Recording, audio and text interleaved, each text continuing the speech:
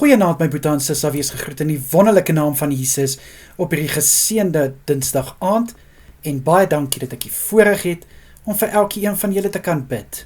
Ek hoop julle het 'n goeie dag gehad en dat julle alles kon doen wat julle moes doen. Kom ek bid vir ons.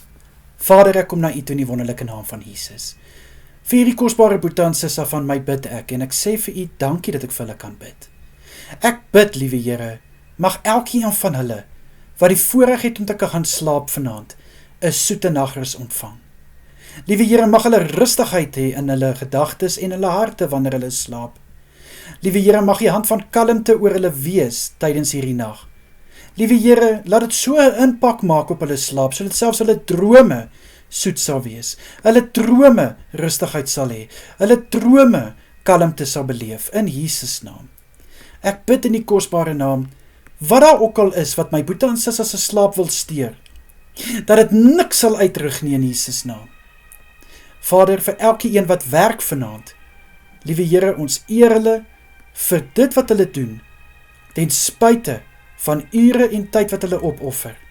Wil hulle nog steeds werk om 'n verskil te maak en om vir hulle families te sorg. En ek bid, Here, mag hulle weet dat hulle werk gaan nie ongesiens verby by U nie. Dit mag dalk miskien by mens wees, maar beslis nie by U nie. Ek bid, liewe Here, vir 'n seën oor hulle toekoms, 'n seën oor hulle werk, 'n seën, liewe Here, oor bevordering in Jesus Christus naam. Ek bid, liewe Here, dat hulle asseblief versterk wees, wysheid en krag hê om hulle werk te kan doen tot die beste van hulle vermoë. Vader, ek bid vir elke aktiwiteit wat vanaand gaan plaasvind by kerke, kursusse, Bybelgroepe, liewe Here, bidgroepe, bid ek Jesus, dat alles sal goed afloop, dat U hand oor elke byeenkoms sal wees. En Vader, ek bid vir selgroepe wat by mekaar kom, aanlyn of fisies. My gebed is dat U teenwoordigheid elke vertrek sal vul. Mag U Gees die woord oopbreek op so 'n manier, dat elkeen dit sal verstaan, dat elkeen iets daarvan sal kan vat en hulle eie maak.